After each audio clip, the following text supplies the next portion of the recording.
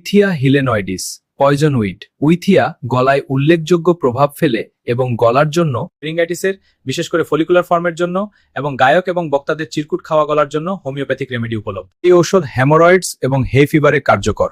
হে ফিভারে পেছনের নার্ভে চুলকানি লক্ষণ দেখা দেয়। আমি খুব নার্ভাস এবং অস্বস্তিতে ভুগছি, মন খারাপ লাগছে, চাপ ঘুরে যাচ্ছে, চথে যাচ্ছে এবং কপালে পিড়ে যাচ্ছে। মুখে জ্বালা পোড়া অনুভূতি, গলা দিয়ে নিচে গরমের অনুভূতি, জিভের মাধ্যপ্রদেশে চুলকানি অনুভূতি, জিভের মাধ্যপ্রদেশে চুলকানি, এটি যেন পোড়া খেয়েছে এমন অনুভূতি হয়। ইসফাগাস দিয়ে নিচে গরমের অনুভূতি, আলুটা ঝাঁঝরা করছে। আমার গলায় সিস্তির সময় পর্যন্ত ঘাগড়া ও হাঁসড়া চলছে। গলা শুকিয়ে আছে, পেছনে নাকের গহ্বরও, ঘাগড়া করলেও কোনো রাহত পাচ্ছি না। আমার গলার কাণ্ঠনালী ফুলে আছে, এপিগ্লটিস শুকিয়ে এবং জ্বলছে, গ্রাস করতে কষ্ট হচ্ছে। আমার সর্বদা লালা গিলতে ইচ্ছে করছে, উলু গায়ের মতো লম্বা মনে হচ্ছে। আমাদের আজকের বিষয় হলো পেট।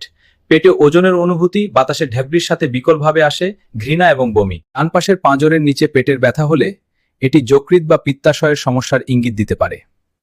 টু লুজ ডার্ক নাইট টাইমে, এনাসের ইচিং, কনস্টিপেশন হেমোরয়েডের সাথে, ব্লিডিং নাই। রেসপিরেটরি কাশিটি শুকনো এবং হ্যাকিং ধরনের, যা গলার উপরের অংশে এপিগ্লটিসের টিকলিং বা চুলকানি দ্বারা সৃষ্টি হয়। কাছে এসো, তোমার ব্রঙ্কিয়াল টিউবসে জ্বালাপোড়া অনুভূতি, গলা গাবায় গাইতে শুকনো স্থমাবে।